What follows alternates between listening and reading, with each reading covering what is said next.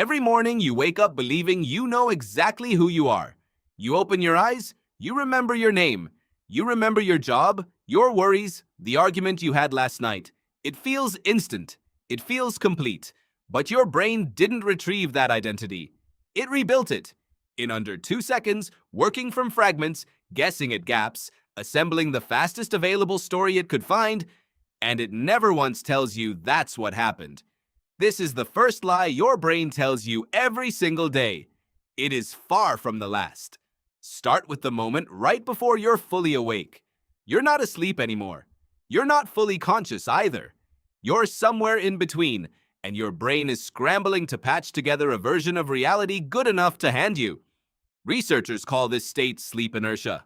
Sleep scientist Kenneth Wright at the University of Colorado Boulder has spent years studying what actually happens in those first minutes after waking, and his findings are strange. Your body may be up and moving, but your prefrontal cortex, the part of your brain responsible for judgment, self-control, and complex decisions, is still running at reduced capacity.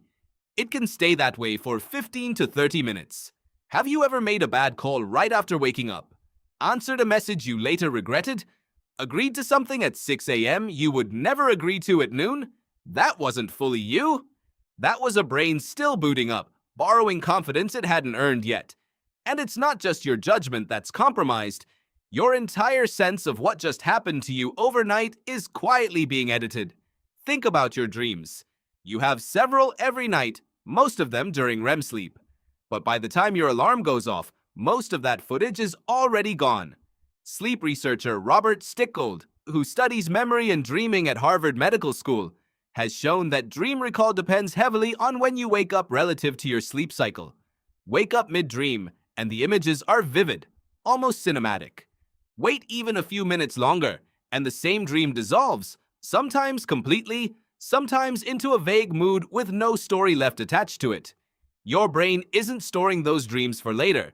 In most cases, it never intended to keep them at all. So what does that mean for the parts you do remember? What about the version of last night's dinner, or last week's argument, or your own childhood that you're so sure actually happened? Here's where it gets stranger. Memory doesn't work like a video file that plays back untouched. Every time you recall something, your brain rebuilds it from scratch, using bits of the original experience mixed with your current mood, your expectations, and whatever you happened to be thinking about right before you remembered it. Cognitive researchers have studied this reconstruction process for decades, and one of its clearest signatures is that memories can shift slightly every time they're accessed, without you ever noticing the change. Your brain isn't lying to you out of malice, it's lying to you because reconstruction is faster than perfect storage, and speed, evolutionarily, mattered more than accuracy. A brain that can quickly assemble a good enough version of the past and act on it will outcompete a brain that insists on flawless recall but reacts a half-second too slow. You were never built to remember the truth. You were built to remember something usable. That pattern doesn't stop at memory. It runs straight into your body chemistry, starting the second you open your eyes. Within the first 30 to 45 minutes of waking, your cortisol levels spike sharply. Psychologist Angela Clow at the University of Westminster has spent years mapping this pattern, known as the cortisol awakening response, and her research shows it isn't just a byproduct of stress. It appears reliably in almost everyone, every single day, regardless of how calm or anxious that person actually feels. That means the surge of alertness, urgency, or low-grade dread you might feel first thing in the morning may have almost nothing to do with your actual circumstances. Your body produces it on schedule, like clockwork, whether or not there's anything to be alert about. Why does that matter?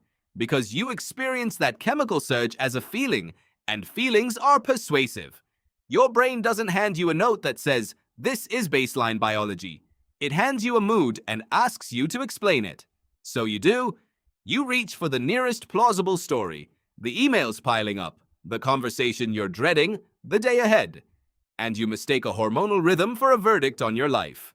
This is the quiet trick your mornings play on you. A chemical event gets rebranded as a personal judgment. But here's the part almost nobody talks about, the part that flips the whole story. This same morning reset that fabricates memories and manufactures moods is also the reason change is possible.